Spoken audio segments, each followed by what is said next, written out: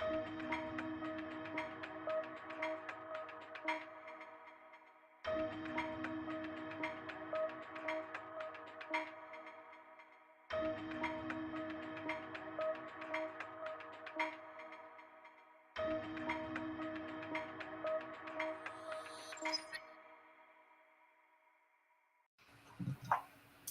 righty. Hey. It's another water cooler Wednesday. Hey, Miss Dion. Hey. Well, today what we talking about is those the truths about an FHA finance, right? Those I think so. Some right. people don't know the truth, the whole truth, and nothing but the truth. So we come to lay it down for them today. Let them know. Let's let them know. So Right. today I'll just start out with today. My name is Dion Branch, and today I'm Dion Branch with the XP Realty. So All right. And I am Lisa with Nexa Mortgage, where brokers are better. Yes, they are. Otherwise known as House Money Mama, here for all your lending needs in the residential and commercial space. yes. I'm gonna switch this real quick. Okay. All right, sorry guys. All right, so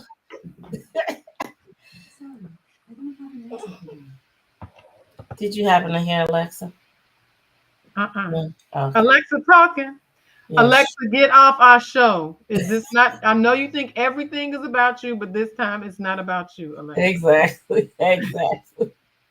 We might get fined for just saying their name. So Right, right. all right. So today, there's a lot of people that want to get lending, and a lot of people always kind of end up at FHA. So what do we got? What are some of the truths and the myths about FHA financing? I mean, Well, I get a lot of people that just think they supposed to go FHA, and they mhm. don't really seem to know why. So that's one of the things I think that we probably could address. Is like what is it about FHA financing that is like so to kind of demystify it a little bit. FHA financing can be really good for people because it's really designed with the thought in mind that the government basically is trying to help people become homeowners. So not just to own a property, like an investment property, a building or something like that, but they're actually trying to help people have their own primary residence. So Okay. you know how they say this is the American dream and stuff like that. Yeah. So that's kind of like what FHA is designed for, is to really be able to help people to get into a home of their own that they are actually going to live in. So one big myth that a lot of times comes about is that some people think that you are able to use FHA financing to invest, and that's not really the case. So on the one hand, you could see it as investment if you buy a multi-unit, but because you live there, it's considered an owner occupied property. So Right. even if you buy, a 4-unit building and you live in one of those buildings, you can use FHA finance. Excuse me, you live in one of those units, you can live in use FHA financing. So that's the big thing. A lot of times people think that you can use it, like say if you wanted to just you watched what's that show? Flip That House. The Or 30-minute Merrill or 30 whoever. minute flip. Yeah. Yeah. hmm You end up, watching something on, TV, social media, whatever, just a podcast or a show, and you see somebody that acquired a home, and then they move somebody else into it. Like say they decided to become landlords. Well, that's not what FHA financing is set up for. You really hmm can't Right. become a landlord unless you live there. If you live in one of the units, then yeah, you can do that. But Yeah, if you're you can do not that. living in the unit, Right. So then, although it's FHA financing, I guess although you have to live there, but there is a time frame that you're able to move out of that multi unit, right? So Yeah. So Mm-hmm. after you have made residence there for 3 years, and they pretty much have considered that you've done your time, so to speak. Okay. So if you wanted to move out and say, for example, maybe you make that into a full rental unit now, like you move out of that primary and you make your primary someplace. So sometimes people will buy, and actually I think this is a very good idea. Sometimes people will go from renting to purchasing a multi-unit that they live in. And Right. then what they do after that, they say, okay, this still kind of feel like renting because I don't really have my own space. People live above me or next door to me, whatever. And so they get tired of the shared life living. So then they're ready to move into a single family home with the big backyard and, the attached garage or whatever and all of that. So then they may move from that multi-family building into their own single family residence. Now, here's a caveat for that. If you do that, there's nothing wrong with it. But if you do that, you cannot use FHA financing on that next building, on that next, like that single family home. You probably have to go conventional. Unless you have refinanced out of the property, and when it's a conventional financing on the first home, then you could do it. But other than that, you wouldn't be able to use FHA financing again. So Right. yeah, that's kind of what I'm talking about. Whoever that is that Now let's just pull the question out. okay. So the question is, can you have two FHA loans? hmm So the short answer would be no, not usually. However, Not there at the same time. well, not usually. You can't usually do it, but there are a couple of exceptions. So, Mm-hmm. one of those exceptions, I think I told you part of my background for lending is that I used to be what they call a relocation loan officer. So, that basically meant I used to work with some major companies that they moved around, their VPs and operations managers and stuff like that. And so, they might live, say, for example, in New Jersey and they have an FHA loan on that home in New Jersey, and they're relocating from their company, by their company, they're being relocated, say, here to Illinois, which I don't know why you wouldn't go to Jersey, Illinois. I want to go to California. But anyway, let's just say they got moved, here to Illinois. So that's more than 100 miles away from that other primary residence. So now they can get a secondary FHA loan because Okay. they meet the 100-mile requirement. So that's Okay. one way you can do it. Let me think. Another way would be family size. So, for example, if you, like, say you move to a house, like right now, it's just me and Isaiah, and we live in our house. I have an FHA loan, and say I got pregnant, which this will never happen. It is not gonna happen. Just so everybody out there in Facebook land know, this ain't never gonna happen. This is completely hypothetical. But let's just say I got pregnant and I had triplets, so I had twins. So now I went from having one child, to having three or having four. Okay, so I had a significant change in my family size. So it makes sense that I would need to, go to have more space to be able to accommodate the growth of my family. FHA would allow you to have a secondary loan. If I couldn't sell my house, ahead of time or whatever, and I found a place that I wanted to move to, and as long as my debt to income ratio can sustain that debt, then I could move into that other place with an FHA loan too. Okay. All right. You're welcome. So, But typically, whoever is usually, if you hear people say that you can't have two FHA loans at one time, that is typically how it works because it's not set up for multiple places. It's not set up for investment. It's set up for it to be your primary residence. And obviously, if your family expands and you move to another place, that is now your primary residence. Or if you get relocated and move 100 miles away, that is now your primary residence. And so that's how it makes the exceptions with FHA. okay. Well, we did have another question that says, "Is FHA better than conventional?" Actually, I'm glad that question came up because that was the path that I was going on when I initially started. So, I can't say if FHA is better than conventional. A lot of people say that it is, and then a lot of people say that it's not. So I think that's really kind of a matter, a matter of opinion. But what I can say is FHA financing rules and regulations are way more forgiving than what conventional would be. Conventional is very unforgiving. You got lates in the past 2 years, conventional like, no, we Right. ain't taking you. You're not good enough for us. You got you got medical collections, and a lot of people get those because say what you want, but insurance companies don't always do what they're supposed to do, and you end up getting these things on credit sometimes. FHA is like, don't worry about it. We'll just look over those. We'll ignore that. We'll ignore Mhm. your medical collections. Conventional is like, you should take care of the medical bills. No, you're not going. So conventional financing, there's always something that I have to run called AUS, which stands for Automated Underwriting System.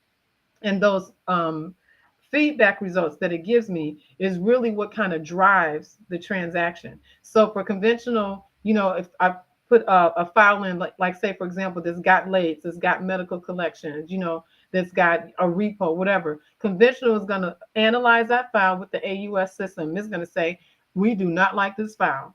We're not going to approve it. We're not going to say it's eligible to sell on the secondary market. We're going to refer with caution and say, no, we don't want to do this loan file under conventional guidelines because it doesn't meet it because of the credit. FHA, you could have all that stuff and you will still get an approved eligible. Right. So the difference on the realtor side is conventional when sellers are looking at the different types of loans that you have. Although we saying on the loan side that FHA might be better for the person that's buying, but for the seller side, the seller is looking at, do you have VA, conventional, FHA, or Mm-hmm. cash, right? And Mm-hmm. so they're looking at conventional better than FHA. And most of the time, the reason why they're looking at it in that manner is because FHA has, during their appraisal, it is a little bit more strict than a conventional appraisal. Mm-hmm. So FHA looks for safety and hazard, Correct. and conventional may go ahead, may be like, oh, okay, you you Yeah, can we're go not ahead. concerned about them wires hanging down. We're not concerned about you not having a railing on the stairs or somebody fall.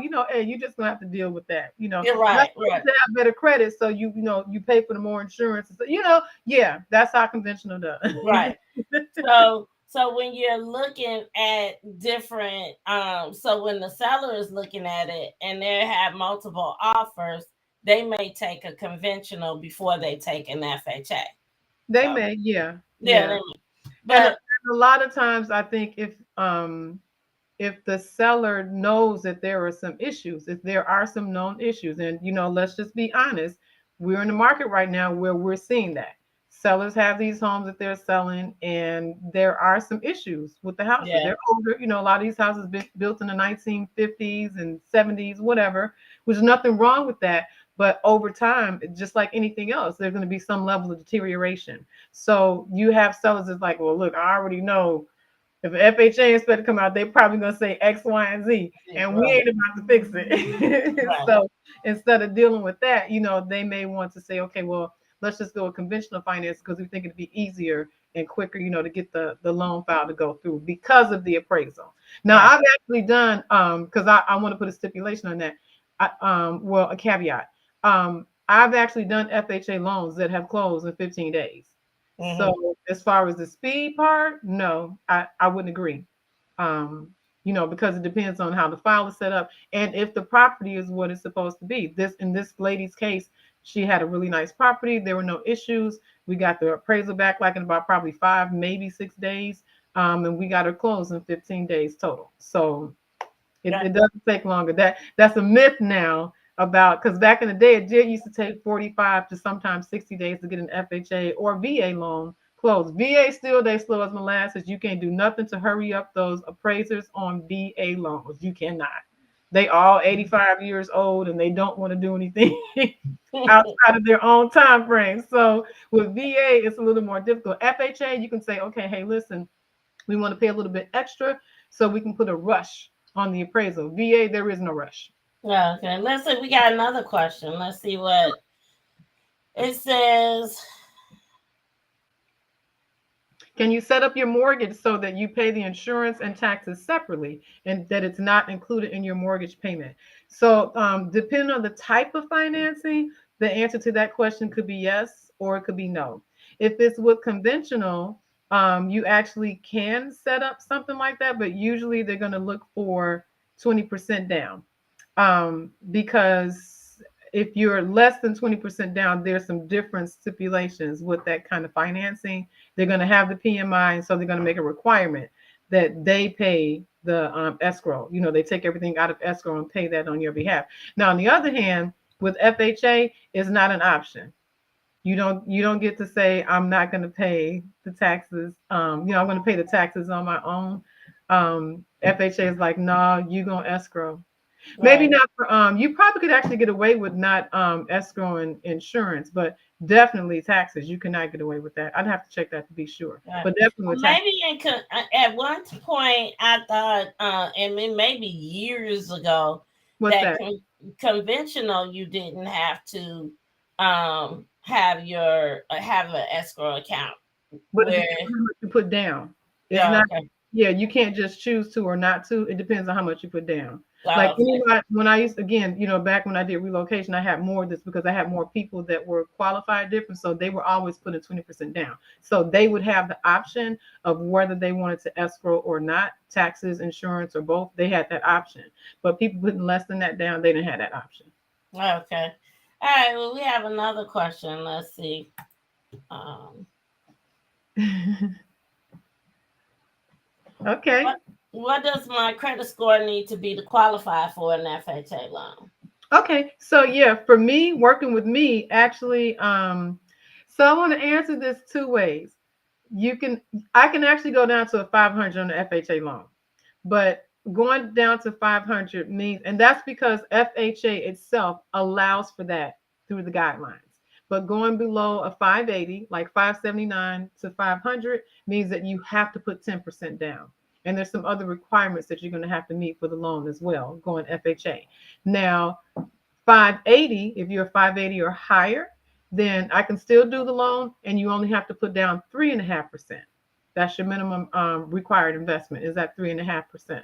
So um, it's better, obviously, if the credit score is higher, because then you have a little bit more leniency. I can also take your debt to income ratio higher when your credit is higher, Yeah. so that makes a difference as well, because what that comes down to is that how much house can you buy? Because if your debt to income ratio is capped at a certain amount, that's why I don't like a lot of down payment assistance programs, because they cap your debt to income ratio. And, especially in a market where it's a seller's market, you may not want to have your DTI cap because at the place where they want to put it, because then that may be the difference between, I don't know, a $200,000 house and a $250,000 house, depending on how far they actually cap it. So excuse me. So just kind of keep that in mind. The credit score, the higher, the better. So if you're on the verge, like I'm right at that 580, try to see if you can get up higher, 620, 640, higher the better, because your interest rate will be better and the parameters surrounding the loan in general will be better, so it's not as costly to you. Right. So a lot of people, so we say 500 for a credit score, but Hmm. then they turn around and we're saying 10% down, but then Right. they say, well, can I get some grant money? Absolutely not.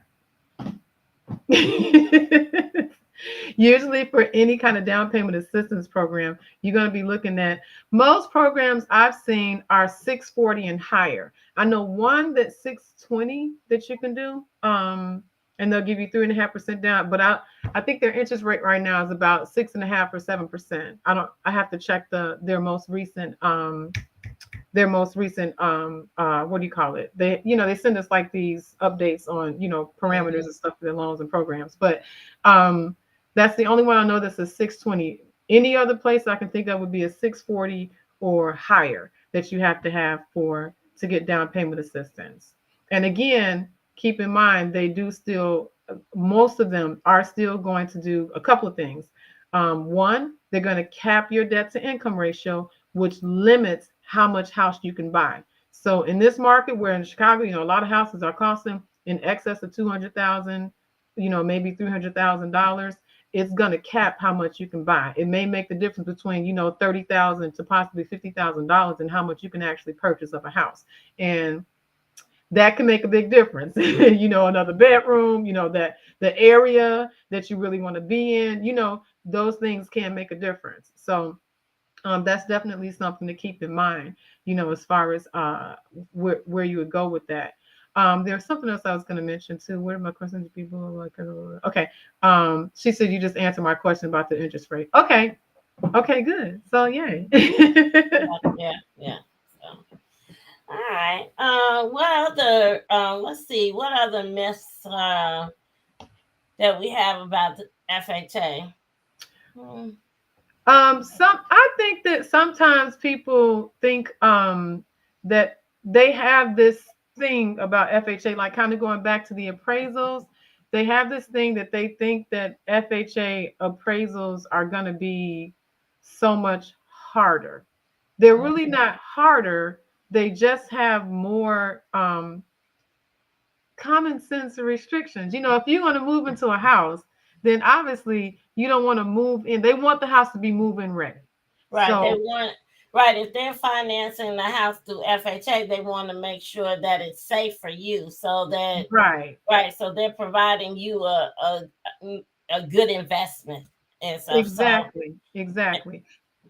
and they're doing this to hold our hands, like to help us through this process, because it's the white picket fence. So everybody wants a white picket fence. So we want to make sure that Yeah. everyone has a beautiful white picket fence house while they're doing it. I did have another thing, but I do see we have a question. Another So question. let's see. Okay, what reporting agency do lenders use? Because depending on which agency you look at, my score ranges from 670 to 750. Okay, so typically lenders are going to do a excuse me. Typically lenders are going to do a what we call a tri-merge pool, which means we actually look at all three. And then out of the three, we take the middle score. So let's just say your score is a 690, a 700, and a 710. Those are your three scores. So me as a lender, when I see that, the score that I'm going to use to actually drive your transaction is going to be the 700 score, because that's the one that falls literally right in the middle. So those are the scores that we look at. But then the one we actually use when they say, oh, your score is, it's really not just that they only looked at one credit bureau, is the middle score of the three is typically what most lenders are going to look at. Some lenders have a different model and they only view two, but 9 times out of 10, lenders are going to be looking at all three and then pick the middle one of those. Right. And I would say, just as advice, I think it's great that you do know like your score and your range and stuff. And that's where a lot of people need Absolutely. to continue to do, is learn to take a moment, look at their score, monitor your credit report, your credit history. And Yeah. we had Maurice Holmes here with us a couple of times, and he's told Yeah. us a lot of different tips on how to make sure that how to check your credit score for like $1. So you could do, Mhm. you could do a credit karma, and that's just kind of keeping a track of it. But sometimes some people say it's not the most accurate. Right. But Maurice shared with us with Experian how you can sign up for their free program and then cancel and things like that. Right. So if you're interested in buying a house, you definitely want to watch your credit score. Make sure you see what's happening, so that you have the opportunity to determine whether you can go conventional or FHA. So, Right. And what makes the most sense? Because mhm. sometimes I get people that can qualify and go in either, with either type of financing. They would work well with conventional or they would work well with FHA. So knowing that, like for example, with FHA, they can probably buy more because of the fact, they're not putting 20% down. They only have to put 3.5% down for their down payment, but I can take their debt to income ratio limit higher than what I could with conventional finance. So from conventional financing, I can only take it up to 50% on the back end. That's the total amount of debt that a person can incur with conventional financing. But with FHA, I can actually go up to 56.99% if I get approved eligible on the AUS findings. I can, so that's almost 7% difference in, the debt ratio that a person can utilize in order to be able to purchase a home. And again, even things like that, like in this market especially, I think I've probably been doing more. The only conventional loan I think I've done over the past couple of years has probably been my refinances, because they made more sense to do, and by conventional. But FHA, to be able to max, their debt to income ratio so they could buy more to actually get into a house that they really want to, like and love, then it made more sense to use the FHA financing instead. And as your lender, that's the conversation I'm going to have with you and let you know, hey, these are what the options are. This is what I think the best thing is to do. And here's why, because one of the things that we do, we educate you all to let you know that this is how things work, and here's kind of, the philosophy sort of behind it, because it's important for you as a consumer to know and understand what it is that we're doing and why, so we don't just throw you into stuff. We give you an explanation, because our thought is that if we give you the information that you need, then you should be able to make the best decision for yourself. Now, I'm always going to have an opinion. So I've been doing this for a while and I know what works well. So, knowing that, of course, I'm going to say, well, I think that, given this market, given these conditions, given your situation, given your timeline, I would suggest XYZ, whatever that might be. Okay. All right. Well, we have some great. Can I address something real quick? I see somebody made a comment. They say FHA equals turnkey, no repairs needed. I would not say that. I would not say that. FHA is designed to encourage the appraiser to make sure that there are no health and safety issues. That does not mean you have a brand new roof. That Yeah. does not mean that your furnace, might need to be serviced within the next year or two. That does not mean that the water. Stainless steel stove and refrigerator. Right. That's not what that means. I don't want to give the wrong impression that because we're doing health and safety, there are some things that just regular wear and tear on the house. And that's the purpose of having an inspection. We've talked about that on our show as well. That it's important to get a home inspector who comes out because that person works for you. They're not hired by the bank. They're not hired by your realtor. They're hired by you. And they specifically have your interest in mind to say, hey, listen, this is the report card for this house. I'm grading it A, B, and C, and this is what you should be concerned about. This is what you don't have to worry about for the next 5 years, and this is what you're good. This is brand new, whatever. So that's the purpose of a home inspection. So a home inspection is different from an appraisal. The appraisal is to make sure we can ascertain value so we know what the house is actually worth. And for FHA finance, we want to make sure that it's safe enough for you to move into. Right. So we've got the question that everyone asks. That's our last one, but I guess I would say what goes up must come down at some point, but it does it have to go down? Nobody knows, right?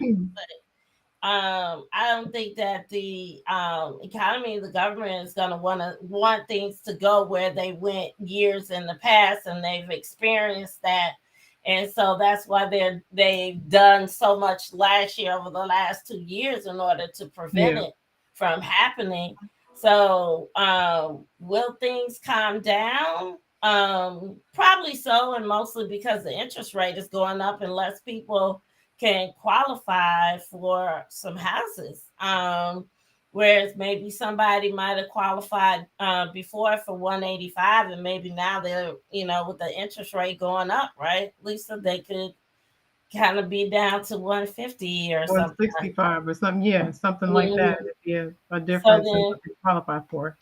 Right. So then at that point, maybe where they had an opportunity really to kind of get something, that opportunity is no, not there, and they have to do more repairs in order, or different income in order to increase their value. So yeah, I don't see things calming down anytime soon. In other words, I don't think that this year we're going to see that fully roll out. Yeah. Where like you're not going to see a buyer's market this year, if that's what you're thinking. Where people are now trying to sell at a discount and things. I don't think that's going to happen. Yeah. We still have a housing shortage. It's still nationwide. And everybody's kind of experiencing pretty much the same thing in all the markets. The company that I work for, we're all over. We're in every state. And we have a Tuesday meeting every week. And in that meeting, there are people from all over the country. Everybody's experiencing the same thing.